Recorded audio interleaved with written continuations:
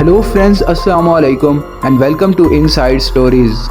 दोस्तों, 4 अगस्त 1981 को अमेरिका के एक इलाके चेरी हिल्स ब्रिज में बहुत गर्म मौसम था। एक बूढ़ा आदमी अपने घर में चाबी लगाकर दाखिल हुआ तो इसके होश उड़ गए। इसके सामने इसकी बेटी की लाश पड़ी हुई थी। इसकी बेटी का नाम सिल्विया क्वेल था। ये औरत 35 साल की थी। सिल्विया अपने माँ बाप की बड़ी बेटी थी। इसकी एक छोटी बहन भी थी। ये औरत हर वक्त हंसती खेलती रहती थी। इसकी किसी से कोई दुश्मनी नहीं थी, लेकिन अब इसको कत्ल कर दिया गया था। सिल्विया के सर पर किसी ने गोली मारी थी। इस पर चाकू से भी वार किए गए थे। सिल्विया के बाप ने फ़ौरन पुलिस को इत्तला कर दी। दोस्तों, पुलिस ने इसके घर से 140 छोटे छोटे सबूत इकट्ठे किए, लेकिन इनके हाथ में कोई ऐसा सबूत नहीं लग सका जिससे इस केस में आगे बढ़ा जा सके। यहाँ सिर्फ कुछ बातें ही पता चल सकी, जैसे कि मरने से पहले सिल्विया अपनी छोटी बहन से फ़ोन पर बात कर रही थी, लेकिन बाद में इसके फ़ोन की लाइन को काट दिया गया था। ये भी पता चल सका कि कातिल शायद इसके घर के एक बाथरूम से दाखिल हुआ था, क्योंकि बाथरूम की खिड़की खुली हुई थी। दोस्तों, उस दौर में टेक्नोलॉजी इतनी एडवांस नहीं हुई थी, इसलिए पुलिस इस केस में ज़्यादा कुछ नहीं कर सकी। दिन हफ्तों में बदल गए, हफ्ते महीनों में और महीने सालों में, लेकिन सिल्विया क्वेल के कत्ल का ये केस सॉल्व नहीं हो सका। 2 साल के बाद पुलिस ने इस केस पर फिर से काम करना शुरू कर दिया। पुलिस ने इस दफ़ा एक नई टेक्नोलॉजी का इस्तेमाल किया। इन लोगों ने अल्टरनेट लाइट सोर्स टेस्टिंग की। दोस्तों, इससे ये पता लगाया गया कि इसके घर से मिलने वाले एक कारपेट के पीस में किसी इंसान का डीएनए भी शामिल है। शायद उसी इंसान का डीएनए जिसने सिल्विया को कत्ल किया था।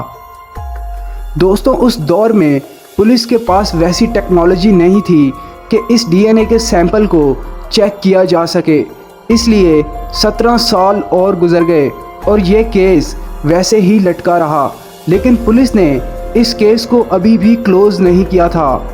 2000 में नई टेक्नोलॉजी को इस्तेमाल करके इस डीएनए को दोबारा डेवलप कर लिया गया था, लेकिन वो बंदा कौन था जिसका ये डीएनए था, ये बात अभी भी पता नहीं चल सकी। दोस्तों, 21 साल और गुजर गए।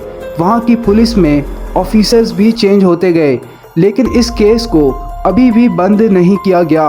और आखिरकार इसी साल 2021 में उस डीएनए पीस को फैमिली ट्रीट डीएनए नाम की एक वेबसाइट पर डालकर चेक किया गया कि ये किस इंसान के डीएनए के साथ मैच होता है।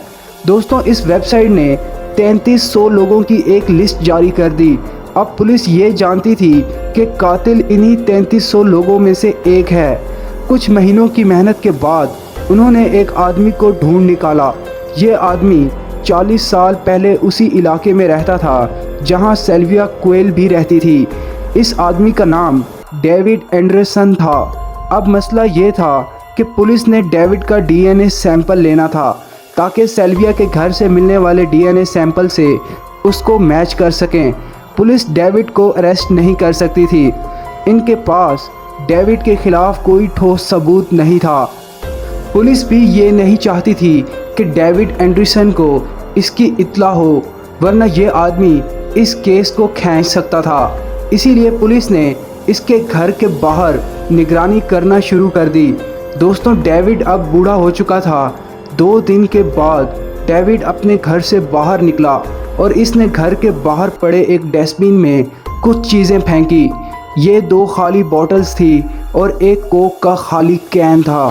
पुलिस ने ये चीज़ें उठा ली। बोतलों से तो इन्हें कुछ नहीं मिला, लेकिन डेविड की पी हुई इस कोक के कैन से इन्हें डेविड का डीएनए सैंपल ज़रूर मिल गया। इस तरह कोक का ये कैन 40 साल पुराने इस केस का एक अहम सबूत बन गया। दोस्तों, कोक के इस कैन से मिलने वाला डीएनए सैंपल और 40 साल पुराना सिल्विया के घर के कारपेट से मिलने वाले डीएनए सैंपल को आपस में मैच किया गया और ये दोनों सैंपल्स मैच हो गए। यानी डेविड ही वो आदमी था जो उस दिन सिल्विया के घर पर था। पुलिस ने इसको फ़ौरन अरेस्ट कर लिया। पुलिस ने 40 साल बाद सेल्विया क्वेल के कातिल को पकड़ लिया था। ये आदमी सेल्विया को जानता तक नहीं था। ये चोरी के घर से इसके घर गया था और इसने सेल्विया को मार डाला था। ये आदमी आज जेल में अपनी सज़ा काट रहा है। दोस्तों, उम्मीद करता हूँ आपको ये वीडियो पसंद आई होगी। अगर पसंद आई हो तो इस वीडियो को लाइक कर दें और ऐसी मज़ीद इंटरेस्टिंग स्टोरीज़ देखने के लिए इस चैनल को सब्सक्राइब कर दें और बेल आइकन भी प्रेस कर दें ताकि न्यू आने वाली वीडियो का नोटिफिकेशन आपको बर वक्त मिलता रहे। अपना बहुत सारा ख्याल रखिएगा। अल्लाह हाफिज़।